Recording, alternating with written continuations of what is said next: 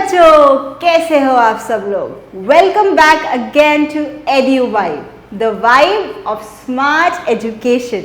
एक ऐसा प्लेटफॉर्म जिसके थ्रू हमारी एजुकेशन बनती है और इंटरेक्टिव और मज़ेदार, ताकि जो हम पढ़ रहे हैं वो सिर्फ वो ना हो जिसको आप अपने क्लासरूम तक ही रखो, बल्कि कुछ ऐसा जिसको आप अपनी रियल लाइफ में इम्प्लीमेंट भी कर सको।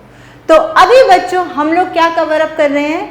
हम लोग कवर अप कर रहे हैं आपका चैप्टर 1 क्लास 8 की ज्योग्राफी सोशल साइंस की टेक्स्ट बुक का, जिसका नाम है रिसोर्सेज। पार्ट 1 हम लोग ऑलरेडी कवर अप कर चुके हैं, जिसका लिंक डिस्क्रिप्शन में है। जल्दी से जाओ और देख कर आओ, और साथ ही साथ चैनल को सब्सक्राइब करना मत भूलना, ताकि आने वाली कोई भी वीडियोस मिस आउट ना हो जाए। तो बच्चों, इस पार्ट में हम लोग कवर अप करेंगे टाइप्स ऑफ रिसोर्सेज, यानी कि रिसोर्सेज कितने टाइप्स के होते हैं। और फर्स्ट पार्ट में हम लोगों ने क्या कवर अप करा था? हम लोगों ने जाना था कि रिसोर्स बेसिकली होते क्या हैं। तो रिसोर्सेज हमने समझ लिया कि कुछ ऐसी चीज़ जो कि हमारी नीड्स को पूरा करे। अब हम देखेंगे कि हमारे रिसोर्सेज कितने कितने टाइप्स के होते हैं। तो चलते हैं, है ना बच्चों? चलो जी। तो अब हम देखेंगे कि हमारे रिसोर्सेज किस किस टाइप के होते हैं। तो रिसोर्सेज जो हैं वो बेसिकली 3 टाइप्स के हो सकते हैं। कौन कौन से? नेचुरल, ह्यूमन और ह्यूमन मेड। ठीक है, तो नेचुरल रिसोर्सेज कौन से होते हैं? जो कि कहीं ना कहीं हमें नेचर से मिलते हैं। ह्यूमन मेड यानी कि जो ह्यूमंस ने बनाए हैं, और ह्यूमन यानी कि हम लोग खुद एक रिसोर्स है। तो हम इन 3 रिसोर्सेज को कवर अप करेंगे। सबसे पहले हम बात करते हैं नेचुरल रिसोर्सेज की। नाम से पता चल रहा होगा आपको, नेचुरल रिसोर्सेज यानी कि वो रिसोर्सेज जो कि हमें कहाँ से मिलते हैं? नेचर के थ्रू। ठीक है, वो रिसोर्सेज जो कि हमें नेचर से मिलते हैं और हम उनका यूज करते हैं। उनमें कुछ भी मॉडिफिकेशन नहीं होता, कुछ भी चेंजेस नहीं होते, बस नेचर ने हमें जैसे दिए हम वैसे उसको यूज करते हैं। और वो रिसोर्सेज क्या कहलाते हैं? Natural resources. नेचुरल रिसोर्सेज कौन कौन से हो सकते हैं?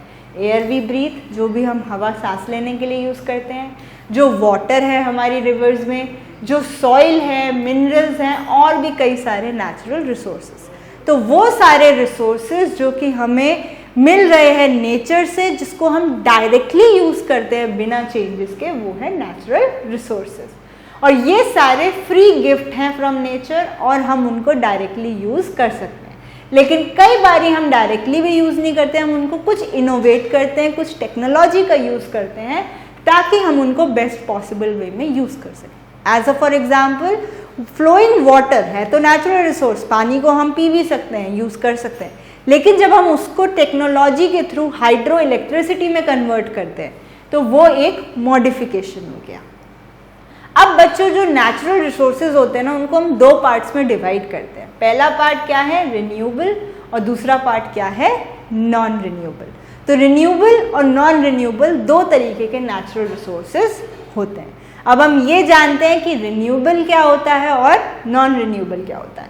ठीक है, रिन्यू का मतलब क्या होता है?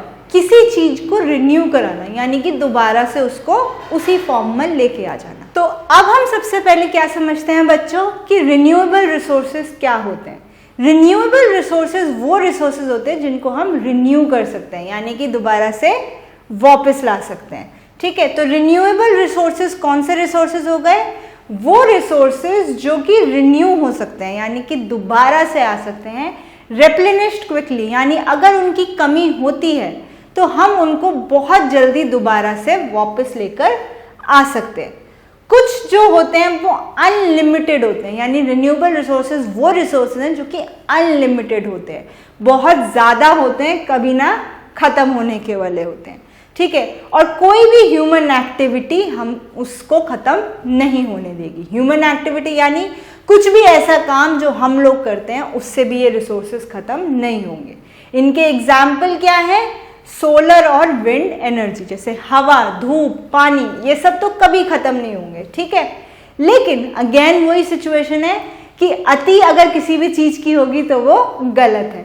इसी तरीके से अगर हम इनको बहुत ज्यादा गलत वे में यूज करना शुरू कर देंगे तो ऑफ कोर्स प्रॉब्लम होगी। ठीक है, जैसे कि वाटर भी एक अनलिमिटेड रिसोर्स है, एक रिन्यूएबल रिसोर्स है, लेकिन जो हमारे पास फ्रेश वाटर रिसोर्सेज हैं वो तो बहुत कम है। तो अगर हमने उनको बहुत गलत वे में यूज़ करना शुरू कर दिया तो कहीं ना कहीं वो मेजर प्रॉब्लम बन जाएगी, आज के लिए बहुत बड़ी दिक्कत बन जाएगी। तो रिन्यूएबल रिसोर्सेज हैं तो लार्ज अमाउंट में, लेकिन समझना बहुत ज़रूरी है कि कहीं ना कहीं उनको सेव करना भी पड़ता है। ठीक है, चलो जी, तो ये हो गए आपके रिन्यूएबल रिसोर्सेज। अब इसी का ऑपोजिट क्या है आपका नॉन रिन्यूएबल रिसोर्सेज। तो रिन्यूएबल कौन से थे? जिनको हम रिन्यू कर सकते हैं, जिनकी कमी को पूरा कर सकते हैं। लेकिन नॉन रिन्यूएबल कौन से होंगे? Which have a limited stock, यानी जो पहले ही बहुत कम अमाउंट में अवेलेबल है। ठीक है, और जैसे ही एक बार ये स्टॉक एग्जॉस्ट हो गया, एग्जॉस्ट यानी फिनिश हो गया, तो बहुत साल लगेंगे उनको रिन्यू करने में। ठीक है, तो नॉन रिन्यूएबल कौन से हो गए? वो रिसोर्सेज जिनकी कमी को पूरा करने के लिए हमें बहुत टाइम लग जाएगा। ठीक है, और ये पीरियड, क्योंकि साल कितने लगेंगे? थाउजेंड्स ऑफ ईयर्स, जो कि एक ह्यूमन लाइफ से भी ऊपर है। तो इसीलिए इनको नॉन रिन्यूएबल कहा जाता है कि अगर हमने इनको सही से यूज नहीं करा तो ये एक टाइम पर आके बिल्कुल खत्म हो जाएंगे। और इसका बेस्ट एग्जाम्पल क्या है? कोल, पेट्रोलियम और नेचुरल गैस, क्योंकि ये वो रिसोर्सेज हैं जो कि अर्थ के थ्रू मिलते हैं, जिनको बनने में थाउजेंड्स टू मिलियन ईयर्स लगते हैं। तो अगर इनको हमने सेव नहीं करा तो एक टाइम पर आके ये फिनिश हो जाएंगे। The distribution of natural resources depends upon the number of physical factors. तो ये किस पे डिपेंड करता है? ये हमारे फिजिकल फैक्टर्स पे डिपेंड करता है कि कौन सा रिसोर्स कहाँ पर कितने अमाउंट में मिलेगा। वो डिपेंड करता है फिजिकल फैक्टर्स पे, जैसे कि वहाँ का क्लाइमेट कैसा है, वहाँ का एल्टीट्यूड कैसा है, टेरेन कैसे है, लैंड कैसा है, और वो सब चीज़ें।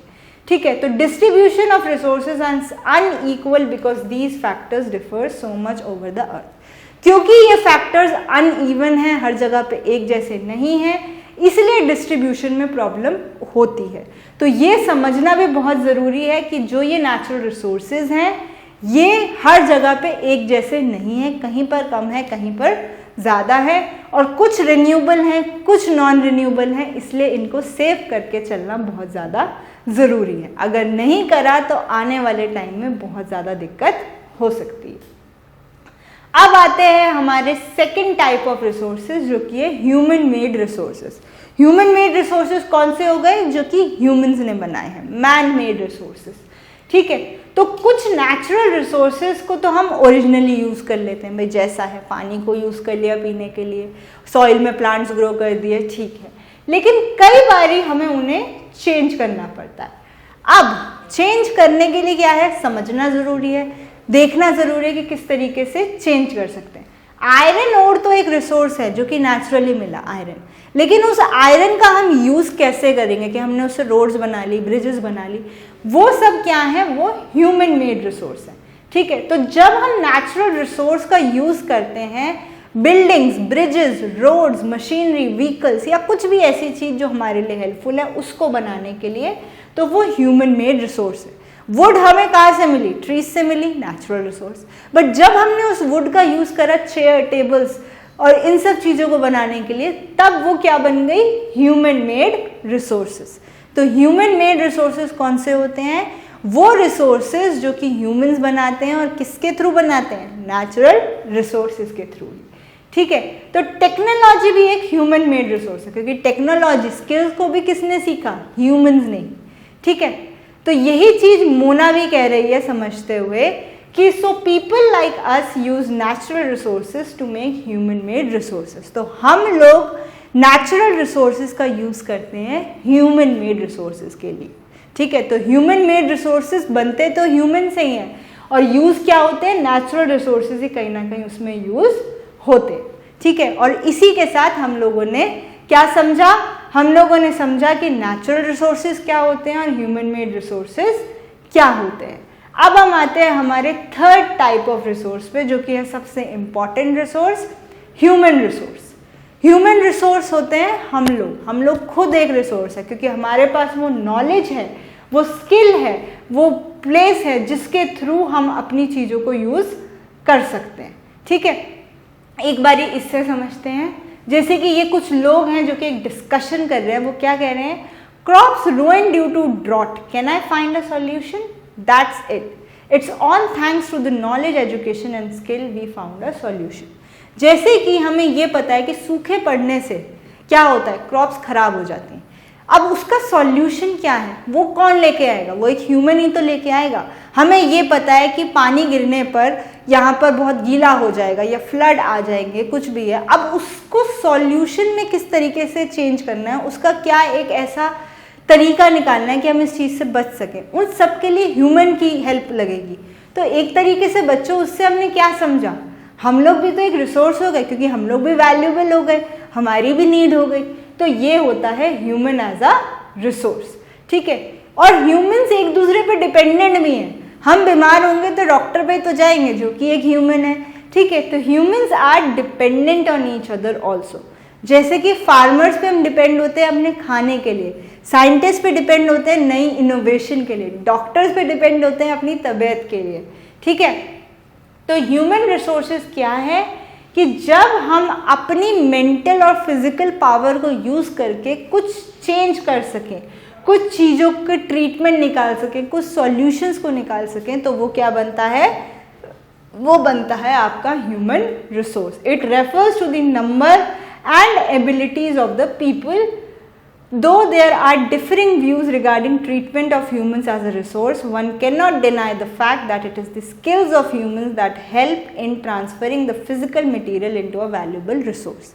किसी भी चीज़ को हम वैल्यूबल तो तभी मानेंगे ना जब वो चेंज हो जाएगी, हमारे लिए हेल्पफुल होगी। अगर मैं आपको कहूँ कि मैंने आपको ये लाके वुड रख दी है भाई, अब इससे तुम टेबल बनाओ, चेयर बनाओ, अरे उसका मैं क्या करूँगी, मैं वुड का थोड़ा ना यूज़ कर, मैं कुछ कारपेंटर तो हूँ नहीं। लेकिन ह्यूमंस ही तो है जो उस वुड से चेयर बना के देंगे, टेबल बना के देंगे। तो रिसोर्सेज तो हैं, लेकिन उन रिसोर्सेज को सही वे में यूज़ करना, उनको समझने का गुण ह्यूमंस के पास ही है। इसलिए human as a resource is the most important resource, ठीक है। तो टेक्नोलॉजी और इन सब से हम इसको समझ पाते हैं। तो ह्यूमन बीइंग्स हमारे बहुत ही स्पेशल रिसोर्स हैं, ठीक है। पीपल भी क्या है, वो भी एक ह्यूमन रिसोर्स है, हम लोग एक ह्यूमन रिसोर्स हैं। और हम लोग रिसोर्स अच्छे कब बनते हैं, एजुकेशन और हेल्थ, ये दो वो पैरामीटर्स हैं बच्चों जो कि बहुत ज़्यादा ज़रूरतमंद हैं, एजुकेशन और हेल्थ। एजुकेशन यानी पढ़ाई, ठीक है, चीज़ों को समझने का गुण आना, और हेल्थ यानी हमारी फिजिकल हेल्थ, कि हम कितने स्ट्रांग हैं मेंटली और फिजिकली।